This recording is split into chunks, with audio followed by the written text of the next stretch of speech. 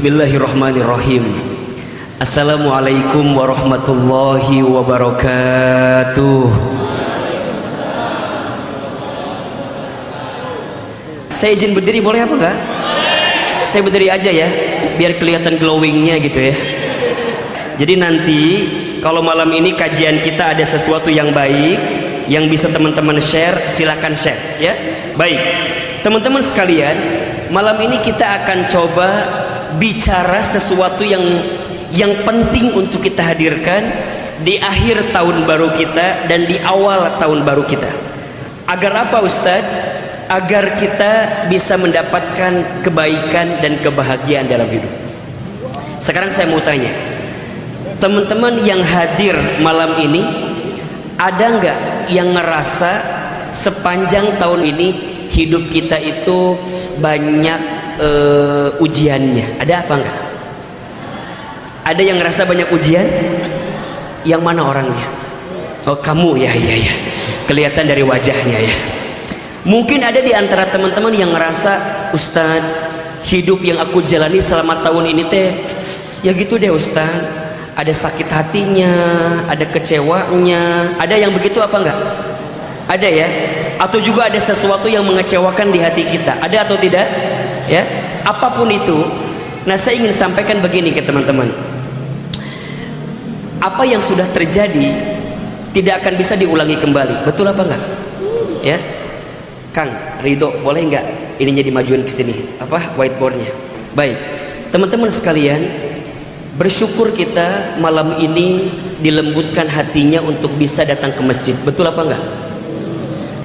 Kalau teman-teman dari sekian banyak orang malam ini dilembutkan hatinya dan teman-teman mau mendengarkan nasihat kebaikan, maka teman-teman sedang diinginkan oleh Allah menjadi orang baik.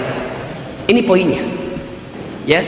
Jadi kalau malam ini teman-teman kok mau ya saya mabit, kok mau ya saya kajian, karena catat baik-baik, teman-teman sedang diinginkan oleh Allah menjadi orang baik dan mendapatkan kebaikan. Mana keterangannya? Dalam satu hadis riwayat Al-Bukhari, Rasulullah Shallallahu Alaihi Wasallam bersabda, "Man yuridillahu bihi khairan yufaqihu fiddin." Barang siapa yang diinginkan oleh Allah kebaikan, khair, dia dapat kebaikan di dunia dan di akhirat. Yufaqihu fiddin, maka dia akan diberikan kemampuan untuk memahami ilmu agamanya. Jadi kalau teman-teman dari sekian etapa kehidupan ingin belajar, ingin menambah ilmu, ingin menguatkan ilmu, dan ingin mendapatkan nasihat kebaikan, maka teman-teman masih diinginkan oleh Allah menjadi orang baik. Ini poinnya. Maka kita berharap kepada Allah, teman-teman sekalian, kita menutup akhir tahun dengan penuh kebaikan, karena kita berharap kehidupan kita bisa lebih baik. Betul atau tidak? Betul atau tidak? Coba Ahilman mau tanya, siapa yang tahun depan hidup kita ingin lebih baik? Siapa? Ulangi. Angkat tangan, katakan saya ya. Siapa yang mau tahun depan hidupnya lebih baik? Siapa yang tahun depan hidupnya lebih berkah? Siapa tahun depan hidupnya ingin lebih bahagia? Teman-teman yang belum nikah ada? Yang mana orangnya? Ada yang belum nikah? Siapa yang belum nikah tahun depan calonnya udah kelihatan? Oh sekarang belum kelihatan ya? Mudah-mudahan ini semua harapan-harapan baik kita. Kenapa? Karena semua itu berangkat dari ilmu, teman-teman. Ilmu. Jadi kalau tadi Ahilman sampaikan ya, jadi kalau teman-teman sedang diinginkan oleh Allah menjadi orang baik dan diinginkan oleh Allah mendapatkan kebaikan, maka ciri pertama yang melekat pada dirinya apa? Diberikan keinginan untuk memahami ilmu agamanya. Berarti apa? Ilmu. Karena segala sesuatu butuh ilmu. Betul apa enggak? Kata Nabi, man arada dunya fa'alaihi bil ilmi. Barang siapa yang mau dunia butuh apa? Ilmu. Wa man aradal akhirah fa'alaihi bil ilmi. Barang siapa yang mau akhirat butuh apa? Ilmu. Wa man aradahuma fa'alaihima bil ilmi. Barang siapa yang mau keduanya, dunia akhirat, maka apa? Dengan ilmu.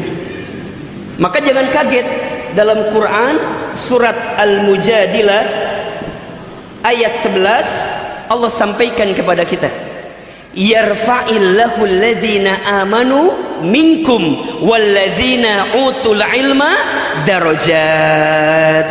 Apa maknanya? Yarfa'i itu fi'il mudhari. Dalam ilmu sharaf, fi'il mudhari itu berarti kalimatnya present tense dalam bahasa Inggris. Jadi sesuatu yang sedang akan gitu. Jadi kalau kita terjemahkan yarfa'illah, Allah sedang akan mengangkat. Siapa yang Allah angkat? Alladzina amanu minkum, orang yang beriman di antara kamu sekalian. Walladzina utul ilma, dan orang yang berilmu di antara kamu sekalian. Apa? Darajat, jamak. Allah akan angkat derajatnya, angkat derajatnya, bukan satu derajat tapi beberapa derajat. Apa poinnya? Kalau teman-teman hidupnya ingin dimuliakan, kalau teman-teman hidupnya ingin diangkat derajatnya, gampang. Tingkatkan imannya, tambahkan ilmunya. Catat status hari Senin itu ya. Tingkatkan apa? Imannya, tambahkan ilmunya. Dan seseorang ya bisa meningkat imannya karena apa? Karena apa? Karena ilmu. Betul apa enggak? Makin kita belajar, makin meningkat iman kita, makin kuat keyakinan kita kepada Allah Subhanahu wa ta'ala. Betul? Kalau orang makin meningkat imannya, makin baik ibadahnya. Lihat. Makin bertambah ilmunya, meningkat imannya. Imannya meningkat, makin baik ibadahnya. Ibadahnya makin baik, maka amalnya makin banyak. Amal solehnya makin banyak. Ilmunya bertambah, imannya meningkat. Imannya meningkat, ibadahnya makin baik. Ibadahnya makin baik, amal solehnya makin banyak. Amal solehnya makin banyak, maka akhlaknya makin indah. Tuh. Artinya seseorang akan punya akhlak yang baik kalau punya ilmu yang baik, kalau punya ilmu yang banyak. Maka mohon maaf, kalau ada orang yang belajar ilmu tapi setelah dia belajar tidak menjadikan akhlaknya makin indah, berarti ada masalah itu. Contoh misalnya, kalau dia makin belajar tapi sesudah belajar dia malah mudah menyalahkan orang, malah tambah sombong, malah tambah merendahkan orang lain, menghina orang lain, berarti ada masalah. Karena harusnya bertambah ilmu, maka bertambah indah akhlaknya. Makin rendah hati, tidak sombong, tidak ujub, tidak takabur, tidak mudah merendahkan orang lain. Kenapa? Karena dia merasa dengan ilmunya, teman-teman ya, orang itu makin mendalami ilmu, makin sadar kalau ilmunya sangat terbatas. Betul apa enggak? Teman-teman makin rajin ngaji, makin ngerasa kalau ilmu kita nggak ada apa-apanya. Maka malam ini teman-teman datang ke tempat ini, diberikan kemudahan di sini. Izin Allah kita ingin menambah ilmu kita, meningkatkan iman kita, memperbaiki ibadah kita, memperbanyak amal soleh kita, memperindah akhlak kita, yang ujungnya kita menjadi orang yang baik dan mendapatkan kebaikan. Betul apa enggak? Apa di antara kebaikan itu? Ada dua ya, ada kebaikan dunia, ada kebaikan akhirat, kan begitu? Apa kebaikan dunianya? Teman-teman mau apa? Mau apa teman-teman? Teman-teman pengen apa? Yang belum punya kerja pengen dapat kerjaan. Pengen apa enggak? Pengen atau enggak? Gimana caranya? Ini. Tambahkan ilmu, tingkatkan iman, perbaiki ibadah, perbanyak amal, perindah akhlak, dapat kerjaan itu.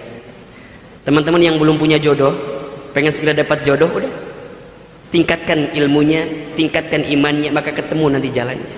Maka insya Allah ya teman-teman, kita menutup akhir tahun dengan kebaikan, dan kita juga ingin membuat awal tahun kita dengan penuh kebaikan. Betul? Setuju apa enggak? Sekali lagi, siapa yang tahun depan hidupnya ingin lebih baik? Siapa yang tahun depan hidupnya ingin lebih bahagia? Pertanyaannya, gimana caranya Ustaz? Apa sikapnya? Ada dua sikap yang harus teman-teman hadirkan agar bisa mendapatkan kebaikan selain tadi ya senjatanya ilmu dan seterusnya. Apa di antara dua sikap itu? Yang pertama, sikapnya adalah muhasabah. Apa yang pertama? Tolong jawab, apa yang pertama? Muhasabah. Tolong yang kencang, apa yang pertama? Oke. Ustadz, apa itu muhasabah? Di akhir tahun ini kita harus banyak bermuhasabah. Apa itu muhasabah? Muhasabah itu artinya menghitung-hitung, mengingat-ingat, dan mengevaluasi diri apa yang sudah kita lakukan kemarin untuk hari esok. Itu muhasabah. Perintah muhasabah ini disebutkan dalam Quran surat Al-Hasr ke-59 ayat 18. Jadi perintah muhasabah itu langsung diperintahkan oleh siapa? Oleh Allah kepada kita. Suratnya surat apa? Al-Hasr ayat 18. Yang bawa Quran, buka Qurannya. Yang bawa handphone, ada Al-Qurannya, dibuka. Coba kita bedah sedikit demi sedikit. Ya, sudah ketemu atau belum?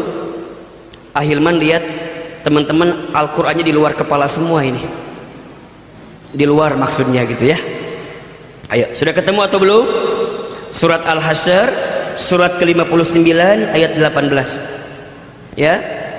Apa kata Allah? A'udzubillahi minasyaitonirrajim. Bismillahirrahmanirrahim. Ya ayyuhalladzina amanu taqullaha. Wahai orang-orang yang beriman, bertakwalah kalian kepada Allah. Wal tanzur nafsum ma qaddamat lighad. Dan perhatikanlah apa yang kamu lakukan kemarin, ma qaddamat lighad, untuk hari esok. Ada perintahnya atau tidak? Ada perintahnya? Yang disapa siapa di situ? Yang disapa siapa? Orang beriman. Dan orang siapa lagi? Orang bertakwa. Jadi kalau teman-teman merasa beriman, kalau teman-teman merasa bertakwa, ketika ada panggilan ya ayyuhalladzina amanu taqullah, wahai orang beriman, bertakwalah kalian kepada Allah, maka di antara sikapnya apa? Wal tanzur nafsum ma qaddamat lighad. Perhatikanlah apa yang kamu lakukan untuk hari esok.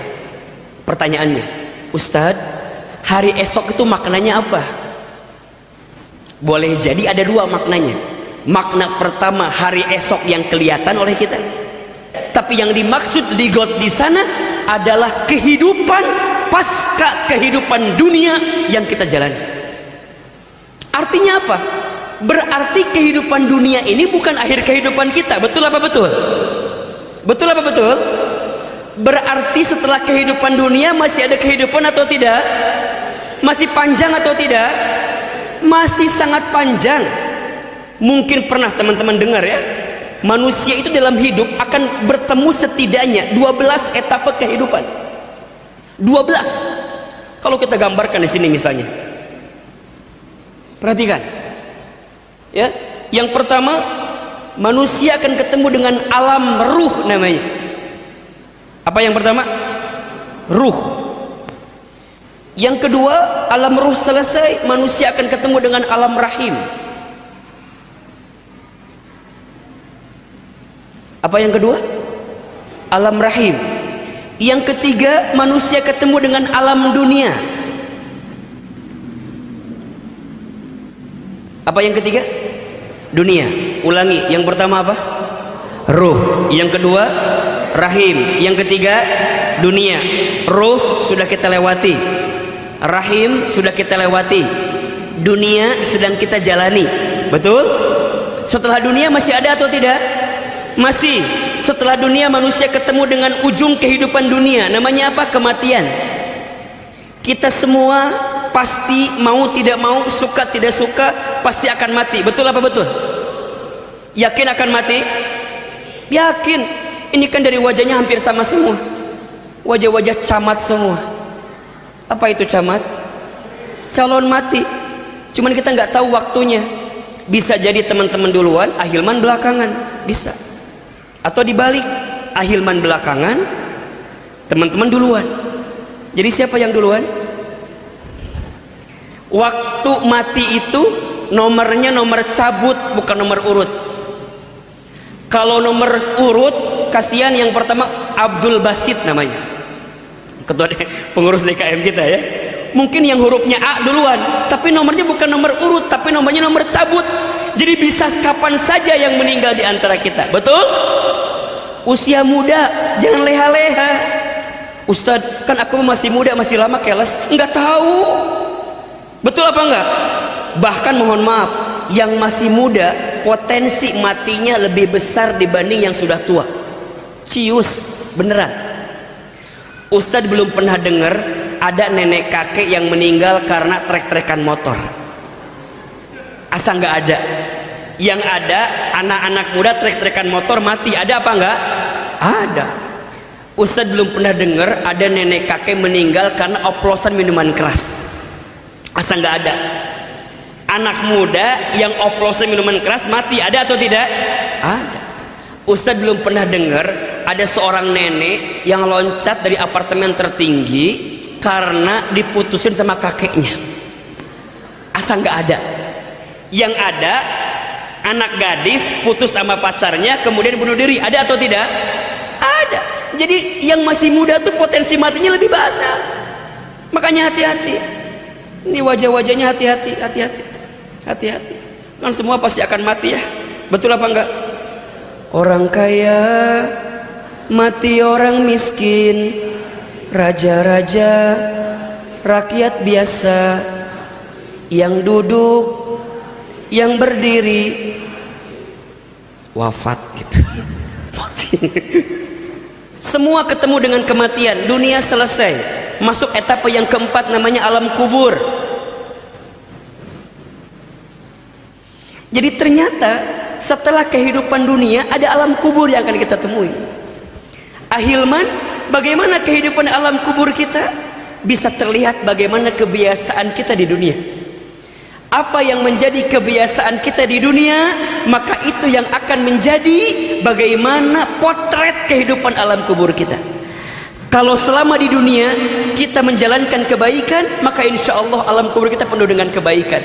Terang cahaya kuburnya, lapang kuburnya, wangi badannya. Karena apa? Karena kebaikan yang dia lakukan. Maka seseorang mati yang akan ikut berapa? 3 yang akan ikut kan? Ahluhu wa maluhu wa amaluhu.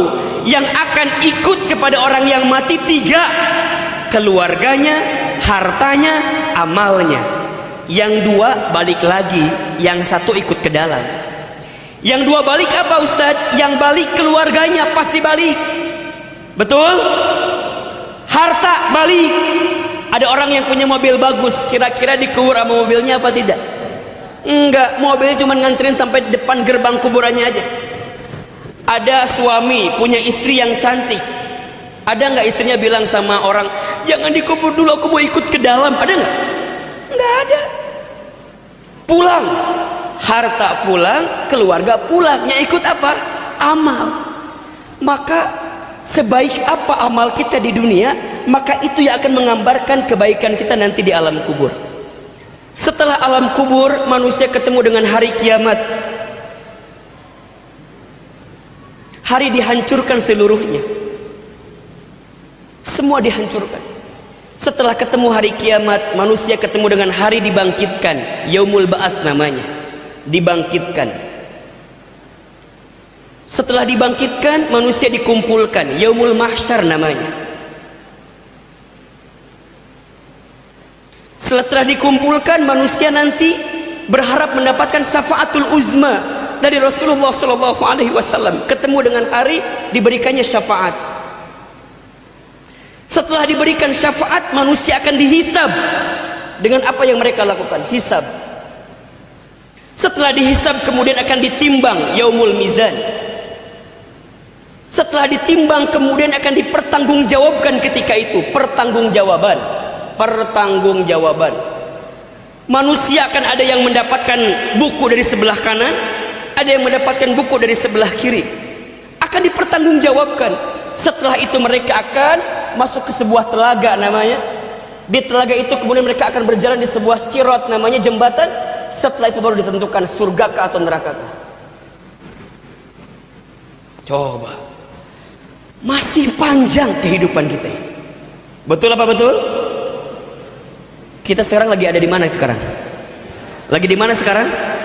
Di dunia. Berarti baru tahapan keberapa? Tahapan ketiga. Kita masih ada 4, 5, 6, 7, 8, 9, 10, 11, 12, 13 yang akan kita lalui ke depan. Maka ayat ini tadi diingatkan oleh Allah Subhanahu wa taala, wal tangzur nafsum ma qaddamat lighad, dan perhatikan apa yang kamu sudah pernah lakukan untuk hari esok, lighad. Jelas sampai di sini? Maka di akhir tahun ini kita banyak muhasabah. Apa yang sudah kita kerjakan dari kemarin itu? Ahilman, apa yang perlu kita muhasabahi? Apa? Yang pertama, tentu kita muhasabahi ya, bagaimana hubungan kita dengan Allah.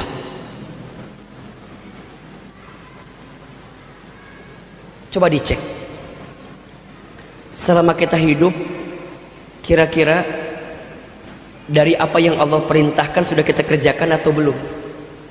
Kemudian dari apa yang Allah larang sudah kita tinggalkan atau belum?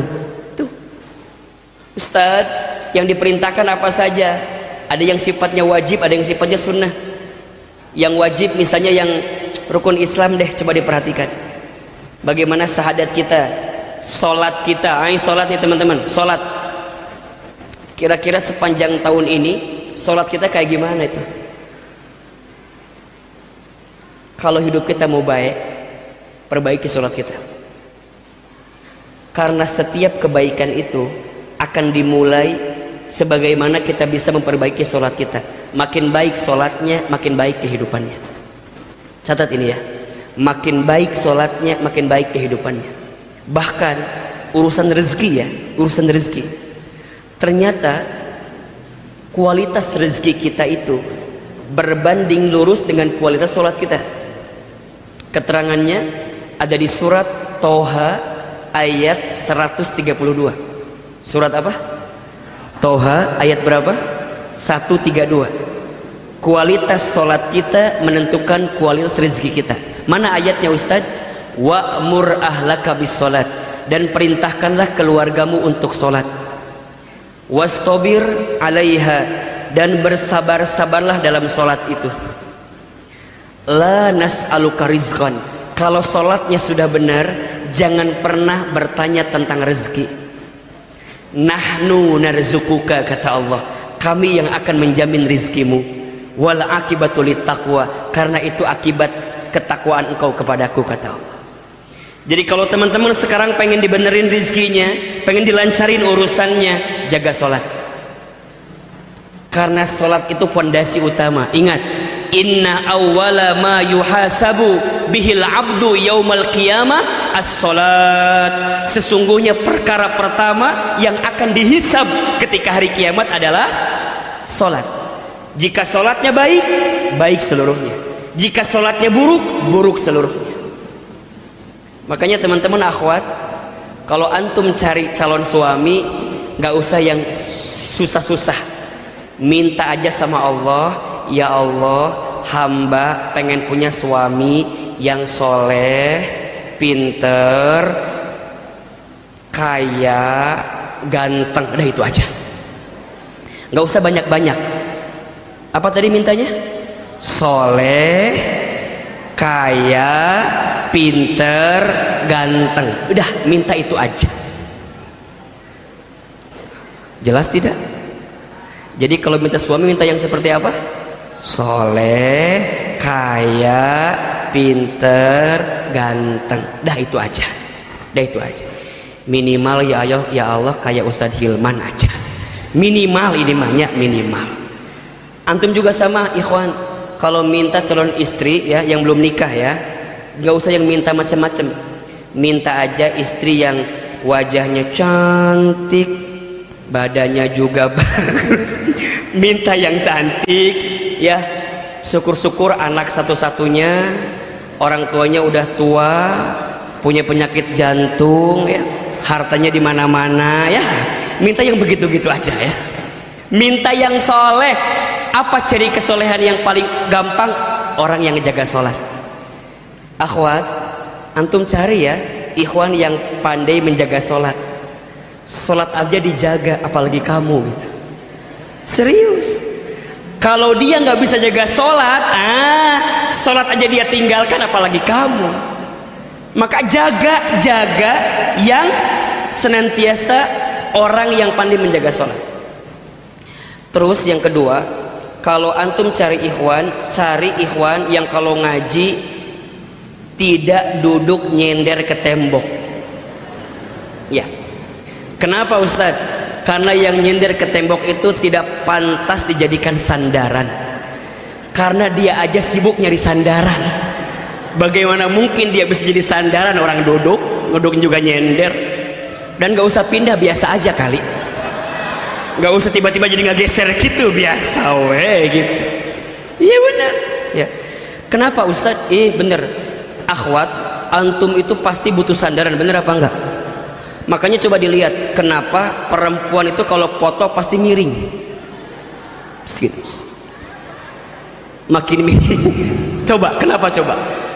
Kenapa ya? Dipikir-pikir kenapa perempuan tuh kalau foto pasti miring? Karena dia butuh sandaran. Serius. Maka nanti akhwat cari laki-laki yang bisa jadi tulang punggung, bukan jadi tulang rusuk. Apalagi jadi tulang lunak, jangan ya. Harus jadi tulang punggung, bukan tulang rusuk, apalagi tulang. Jadi cari yang begitu tuh. Dan di mana pondasinya? Sholat. Jaga sholat. Engkau menjaga sholat, maka Allah jaga kehidupan. Maka ayo muhasabahi teman-teman, kira-kira gimana sholat kita? Sudahkah kita menjaganya? Sudahkah kita benar-benar komitmen dengan waktunya? Hati-hati. Ustaz, gimana sholat yang terbaik itu? As-sholatu ala waktiha, sholat di awal waktu. Itu yang terbaik. Di antara amal yang dicintai oleh Allah adalah apa? Sholat di awal waktu. Beda ya, ada tepat waktu, ada awal waktu, itu beda. Ada tepat waktu, ada awal waktu, itu beda. Kalau tepat waktu itu masih ada waktu untuk sholat, itu tepat waktu. Tapi kalau awal waktu azan berkumandang, dia sudah standby untuk melaksanakan sholat. Contoh, sholat zuhur jam 2 siang, masih boleh atau tidak? Masih boleh. Waktunya tepat atau tidak? Tepat, masih ada. Tapi di awal atau bukan? Bukan. Jelas kira-kira? Nah, Allah suka kepada orang yang memastikan sholat di awal waktu. Barang siapa yang suka mengakhirkan sholat, maka jangan kaget kalau banyak sesuatu yang diakhirkan dalam hidupnya. Rizkinya meleset, kerjaannya meleset, gitu loh. Kurang beruntung. Kadang-kadang pernah nggak teman-teman ngalamin gini? Teman-teman lagi bisnis, tinggal deal gitu, tiba-tiba meleset. Pernah nggak kayak gitu? Pernah nggak? Evaluasi, mungkin ada masalah di sholat kita. Teman-teman ikutan tes kerjaan, misalnya tesnya 7 tahapan. Tahap 1 lolos, 2 lolos, 3 lolos, sampai tahapan ke-6 tinggal dikit lagi, ngegicel, nggak dapet. Cek, boleh jadi ada sholat kita yang tidak baik itu. Jelas sampai di sini? Maka jaga hubungan kita dengan siapa? Allah. Satu, sahadatnya dipastikan benar, sholatnya dijaga dengan baik. Yang ketiga apalagi? Zakat. Jika sudah sampai nisab haulnya, maka keluarkan zakatnya. Kalau belum sampai, infak sodakonya silakan dikeluarkan. 4, puasa Ramadan. Ayo siapin dari sekarang. Teman-teman canangkan di hati, Ustaz, aku mau hatam Quran, aku mau baca Quran. Persiapkan dari sekarang. Haji umroh, bismillah kita bisa berangkat. Lakukan apa yang Allah cintai, maka Allah akan mencintai apa yang kamu lakukan. Ini poinnya. Lakukan apa yang Allah cintai, maka Allah akan mencintai apa yang kamu lakukan. Barang siapa yang mengistimewakan Allah dalam hidupnya, maka Allah akan istimewakan kehidupannya. Yang wajib sudah, naikin yang sunnah. Apa di antara contohnya? Kalau Ahilman boleh kasih amalan. Kalau teman-teman ingin mendapatkan kemuliaan dan kebaikan, jangan pernah tinggalkan sholat tahajud. Sholat tahajud itu kunci kemuliaan seorang mukmin. Teman-teman jaga tahajud, maka akan datang kebaikan dalam hidup teman-teman. Ayo, bangun di sepertiga malam, jadikan sholat tahajud. Allah akan berikan kebaikan sama teman-teman. Barang siapa yang bangun di sepertiga malam, kemudian dia dirikan sholat tahajud, yang banyak dosa, dia minta ampun, Allah ampuni dosanya. Yang punya hajat, dia minta sama Allah, Allah cukupi hajatnya. Apa yang kamu minta, maka akan diukur seberapa hebat kamu tahajud. Jadi kalau teman-teman punya keinginan tapi tidak dibuktikan dengan sholat tahajud, berarti kita masih belum serius menginginkan keinginan itu. Ahilman ulangi, kalau teman-teman punya keinginan tapi keinginan itu tak dibarengi dengan tahajud kita, berarti kita masih belum serius menginginkan keinginan itu. Ayo tahajud. Kemudian apa Ustaz? Setelah tahajud nunggu ke subuh, perbanyak istighfar. Wa fil ashari hum yastaghfirun. Dan di waktu sahur perbanyak istighfar. Banyak istighfar. Astagfirullah, astagfirullah, astagfirullah, astagfirullah. Setelah itu apa? Siap-siap sholat subuh. Jangan tinggalkan sholat 2 rakaat sunnah sebelum subuh. Ya, sholat 2 rakaat sunnah fajar. Seperti mendapatkan apa? Dunia beserta isinya. Bukankah itu yang teman-teman kejar selama ini? Dunia, betul apa enggak? Kalau teman-teman bisa menunaikan itu, maka dunia akan tertunduk lesu kepada kita, tertunduk hina, karena kita mengedepankan kebaikan di hadapan Allah. Kalau sholat 2 rakaat sebelum subuh aja dapat dunia beserta isinya, maka bagaimana dengan sholat subuh berjamaahnya? Apa pahalanya Ustaz? Barang siapa yang sholat subuh berjamaah di masjid, maka dia berada dalam penjagaan Allah, fi dhimmatillah. Kalau Allah sudah jaga, apa yang teman-teman khawatirkan? Kemudian lanjut lagi, sholat duha. Duha, ayo. Barang siapa yang tidak melepaskan 4 rakaat sholat duha di pagi hari, maka Allah akan cukupi kebutuhannya. Duha, ayo bangun. Sebelum itu apa? Sodako. Sodako di pagi hari itu luar biasa, mengundang doa malaikat. Kata Nabi, ada 2 malaikat yang setiap pagi datang mengunjungi kita. Ma min yaumin tusbihul ibadu illa malakani yanzilani. Ada satu pagi pada seorang hamba, ada 2 malaikat yang turun kepada mereka. Ngapain Ustaz? 2 malaikat itu berdoa. Malaikat yang pertama berdoa kepada Allah, Allahumma a'ti munfiqan khalafa. Ya Allah, berikanlah kepada orang yang berinfak khalafa, ganti yang lebih baik. Malaikat yang kedua berdoa, apa doanya?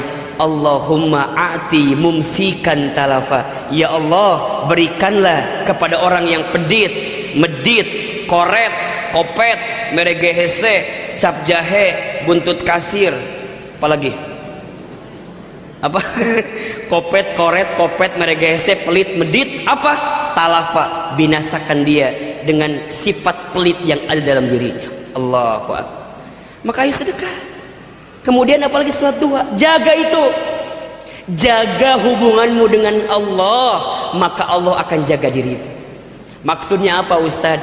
Jaga perintah Allah, tinggalkan larangan Allah. Ayo teman-teman yang masih sering berbuat dosa, kita tahu dosa kita apa, tinggalkan. Apa diantaranya? Cek aja dari semuanya. Mata, masih hobikah kita melihat yang Allah haramkan? Kira-kira punten mohon maaf, mata kita lebih banyak baca Quran atau baca WhatsApp? Halo? Lebih banyak baca Quran atau baca WhatsApp? Lebih banyak nonton ceramah agama atau nonton yang gak jelas? Apalagi nonton yang joget-joget gak jelas. Belajar untuk apa? Untuk menata mata kita. Lisan sering berbohong, ingkar janji, fitnah, gibah. Hati-hati ikhwan, kamu yang suka PHP hati-hati ya. Kamu yang suka nyapa di DM assalamualaikum ukhti, hati-hati ya. PHP itu, coba saya mau tanya, akhwat, enak gak di PHP ini tuh? Sakit? Di mana sakitnya? Di kuota sakitnya ya, di pulsa, di hati Ustaz. Maka jangan pernah PHP-in perempuan. Perempuan itu hatinya seperti cermin katanya. Al-mar'atu kal mir'ah. Perempuan itu seperti cermin hatinya. Gimana Ustaz? Cermin itu kalau sudah pecah, mungkin dia bisa merangkai kembali pecahan cerminnya, tapi pantulan cahayanya tidak akan sama seperti sedia kala. Itulah hati perempuan. Kalau sudah tersakiti, mudah memaafkan, tak mudah melupakan. Catat buat status itu ya. Hari Selasa statusnya itu. Ustadz, emang perempuan doang yang kayak gitu? Kami juga laki-laki sering di PHP-in juga. Antum juga sama akhwat. Kalau antum mau bilang mau, kalau antum enggak bilang enggak. Betul apa enggak? Biasa aja.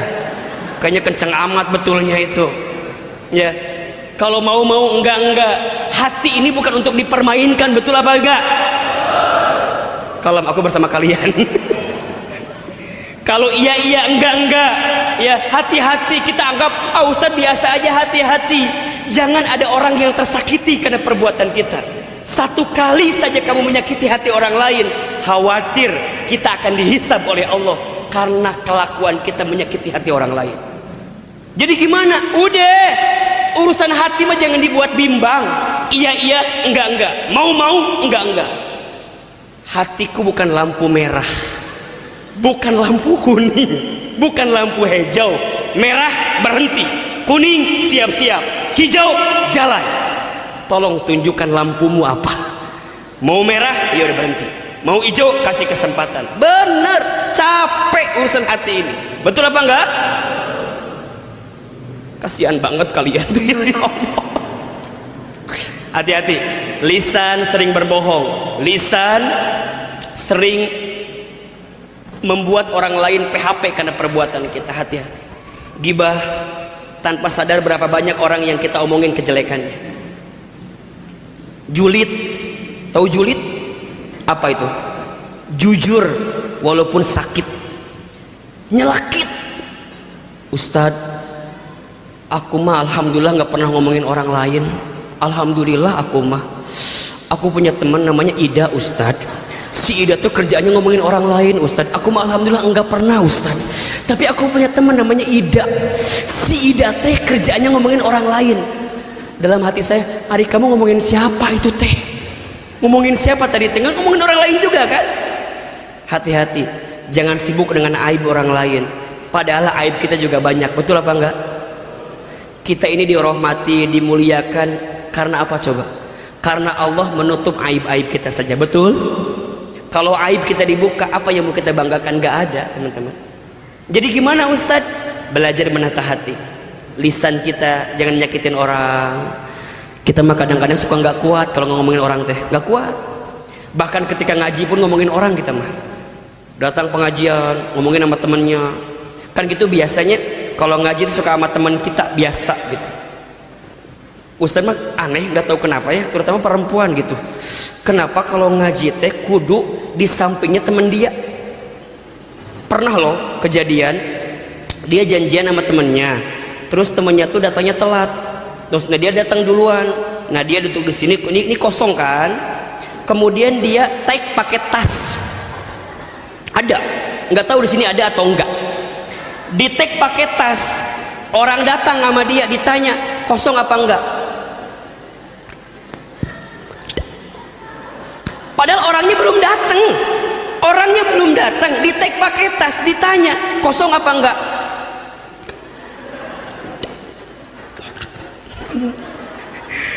Enggak ada temen aku, padahal kosong. Kan ngaji itu biar kenal sama teman baru, betul apa enggak? Ini temennya belum datang, di tag pakai tas. Di sini ada yang begitu apa enggak? Yang mana orangnya? Setelah saya analisa, kenapa orang itu kalau ngaji mau sama teman yang dia kenal? Ternyata selama ngaji dia sibuk ngomongin orang lain. Ustad, aku mah kalau ngaji teh harus sama yang kenal sama aku. Kenapa? Ya biar seru aja, biar ada yang diomongin gitu loh. Bahasa gampangnya biar ngagibah bareng gitunya. Diomongin kadang-kadang. Duduk di sini, udah ngaji diem. Temannya lagi husu ngaji tuh. Diajak ngomong sama dia. Sis. Apa sih? Sis, apa? Lihat, baris 2, jarum jam 9. Apa tadi? Baris 2, jarum jam 9. Temannya lagi husu, pasti mikirin tuh. Godaan setan. Ditanya, emang apa sih? Lihat aja deh, baris 2, arah jarum jam 9. Emang kenapa? Lihat jilbabnya. Emang kenapa jilbabnya? Jilbabnya kembang-kembang. Emang kenapa kalau kembang-kembang? Tahu nggak? Itu teh taplak meja. Jadi, eta ngaji teh ngomongin batur, udah ngomongin yang depan, kemudian lihat lagi yang lain. Sis, naon? Lihat, baris 4 yang di tengah. Emang kenapa? Lihat alisnya. Emang kenapa alisnya? Tebel. Dia tuh nggak nyadar kalau dia juga alisnya tebel juga. Karena sibuk ngomongin batur jadi nggak ketemu kalau dia juga sama kayak gitu. Udah beres ngomongin jamaah, ngomongin ustadznya. Lihat Ustadz Hilman. Iya, ternyata ya aslinya lebih glowing loh daripada di TikTok ya. Ternyata memang iya sih. Pantesan aku juga lihat di Instagram emang enakan gitu wajahnya teh gitu. Pasti pakai skincare itu mah. Diomongkan. Beres ngomongin jamaah, ngomongin ustadznya, nggak beres ngomongin ustadz teh udah nggak ada topik lagi. Janjian. Nanti jadi kan ngebaso ya habis kajian. Jadi selama ngaji, lisan tidak terjaga, pikiran tidak terjaga, jadi nggak dapat pahala apa-apa. Pertanyaan saya, di sini ada yang begitu apa enggak? Yang mana orangnya? Saya, Ustadz. Temennya teh datang belakangan. Ternyata ditanya sama temennya, kamu jadi ngaji apa enggak? Jadi aku telat. Kamu di mana sekarang? Aku pas deket pintu banget. Kok milih di situ biar cepet keluar. Gitu. Janjian lagi. Ayolah, muhasabahi deh. Lisan kita nih banyak salahnya kayaknya. Betul apa enggak? Jangan sibuk dengan aib orang lain, karena sebenarnya kita juga banyak aibnya. Betul apa enggak?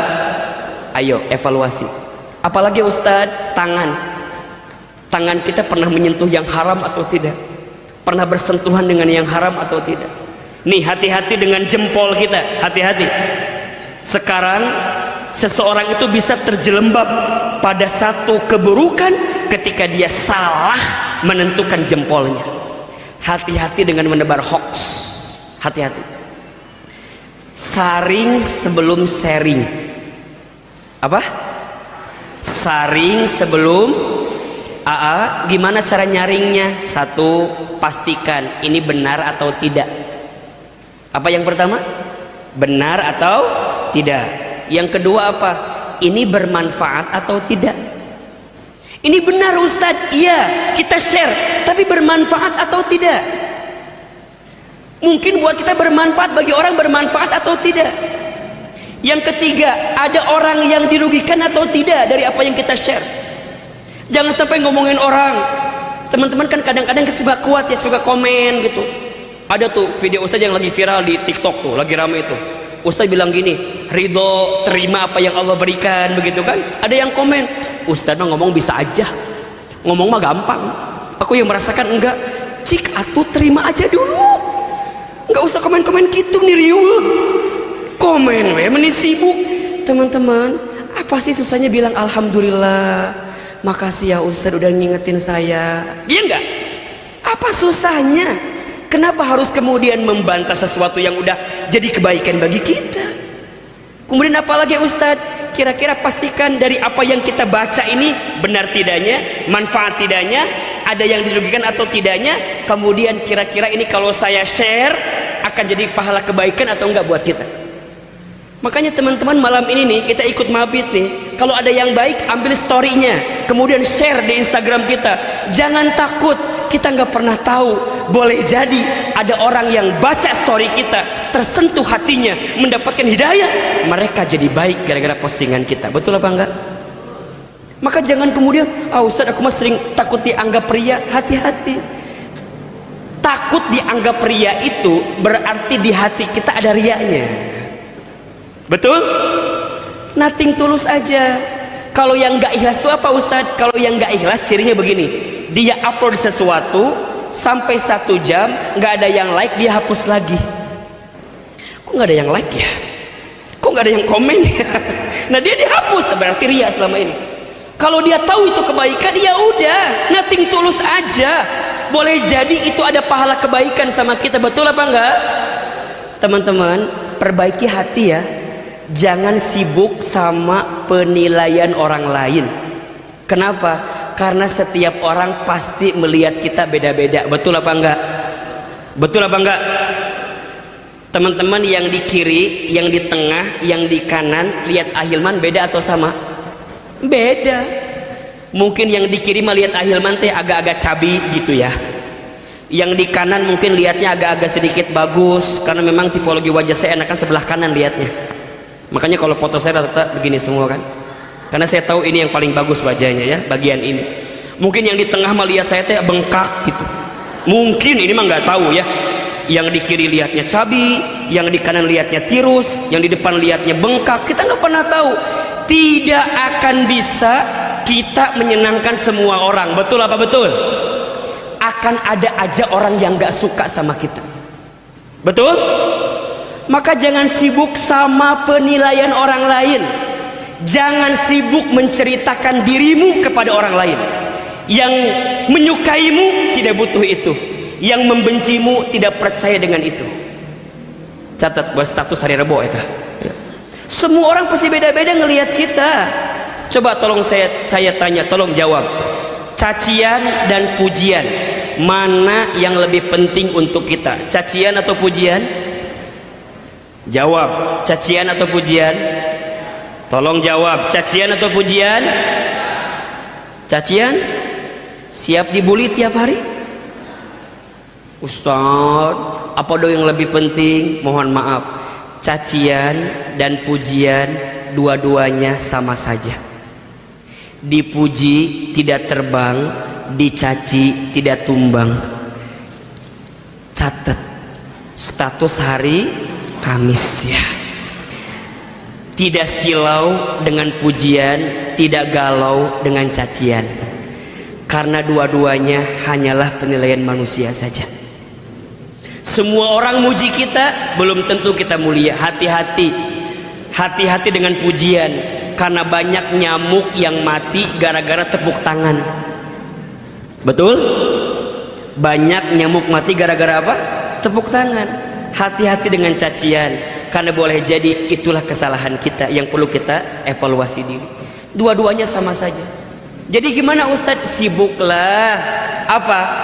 Menjadikan perhatian Allah, penilaian Allah yang paling utama untuk kita. Maka teman-teman, udah yuk bismillah. Yang pertama, jaga hubungan kita dengan Allah, bentuk muhasabah kita. Kemudian yang kedua apa Ustadz? Muhasabah hubungan kita dengan siapa? Dengan orang tua kita. Hubungan dengan orang tua.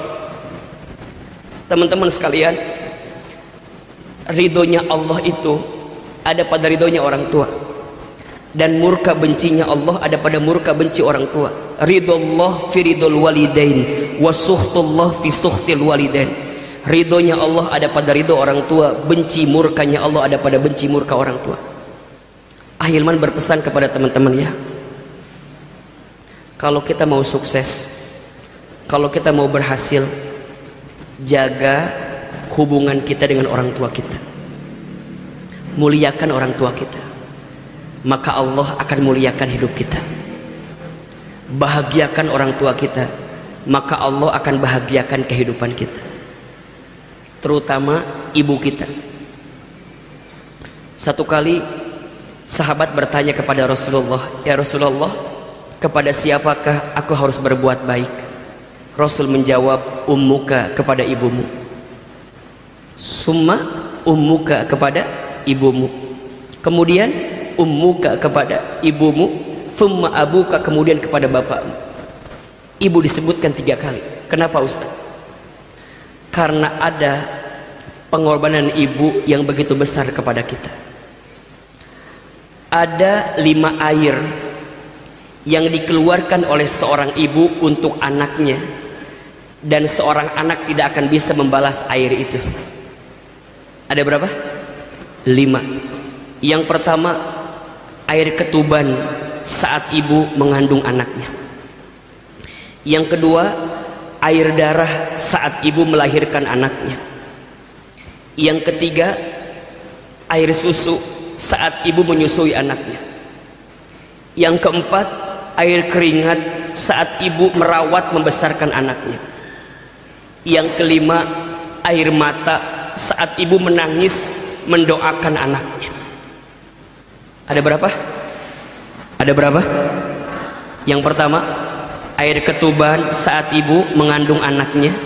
Yang kedua, air darah saat ibu melahirkan anaknya. Yang ketiga, air susu saat ibu menyusui anaknya. Yang keempat, air keringat saat ibu membesarkan merawat anaknya. Yang kelima, air mata saat ibu mendoakan anaknya. Teman-teman, kalau sekarang teman-teman nanya sama Ahilman, Ahilman bisa sukses misalnya ya, bisa sekolah sampai sekarang sedang S3, bisa tampil di televisi, bisa jadi seorang dai. Bukan hebat saya, tapi karena doa ibu saya yang hebat. Saya masih ingat sekali ya, kalau boleh sedikit saya cerita. Ahilman tuh waktu kecil nakalnya luar biasa, nakal banget. Tapi ibu saya tidak pernah berkata-kata buruk tentang saya. Kata ibu saya, nanti mama doain ya, Iman jadi ustadz. Kata ustadz. Saya bilang, gimana caranya saya membangor gini, nakal gini? Kata ibu saya, aminkan saja. Singkat cerita, saya masuk ke pesantren, saya belajar di pesantren. Di saat itu ayah saya meninggal, ibu saya tinggal sendiri. Kemudian ibu saya mengurus membesarkan saya sendirian, single parent. Sampai kemudian ibu saya sakit stroke. Jadi kalau makan harus disuapin. Kebiasaan ibu saya, kalau pagi-pagi sambil sarapan itu nonton ceramah ustadz-ustadz di TV. Satu kali saya pulang dari pesantren lagi libur, saya nyuapin ibu saya. Ketika itu sambil sarapan saya suapin ibu saya. Apa kata ibu saya? Iman, nanti mama bakal nonton Iman ceramah di TV ya, kayak ustadz itu. Terus saya bilang, kayaknya nggak mungkin mah, kita orang kampung, kita orang desa, kita orang miskin, nggak mungkin. Saya asli orang Garut, orang daerah. Untuk ke Jakarta aja nggak pernah kebayang gitu. Tapi kata ibu saya apa? Aminkan saja, aminkan saja. Ibu saya pernah lihat iklan pakai bahasa Inggris. Kata ibu saya, nanti Iman bakal sekolah pakai bahasa Inggris. Maksudnya apa? Ke luar negeri mungkin. Saya bilang, gimana caranya mah? Aminkan saja. Ibu saya pernah dapat kado dari orang yang pulang haji umroh, sejadah gambarnya Ka'bah. Saya perhatikan ibu saya kalau habis sholat suka baca talbiyah. Labbaik Allahumma labbaik, labbaik la syarika laka labbaik, innal hamda wan ni'mata lak wal mulka la syarika lak, innal hamda wan ni'mata lak wal mulka la syarika lak. Saya dengarkan ibu saya suka baca talbiyah. Kemudian saya tanya ibu saya, Mama, Mama tuh kenapa kalau habis sholat suka baca talbiyah? Kata ibu saya, Iman, Mama ingin sekali berangkat ke Baitullah. Mama doain ya, Iman bisa bolak-balik ke Baitullah. Teman-teman sekalian, izin Allah, apa yang pernah ibu saya ucapkan saat ini kejadian semua. Ibu saya pernah bilang, nanti Mama nonton Iman ceramah di TV. Izin Allah, Allah berikan kesempatan itu. Tapi saya sedih karena ibu saya belum sempat nonton saya ceramah di TV, karena Allah telah panggil usia ibu saya lebih duluan.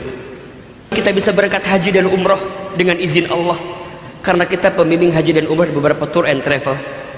Tapi tangan saya belum sempat menggenggam tangan orang tua saya, ibu saya, untuk bisa berangkat ke Baitullah.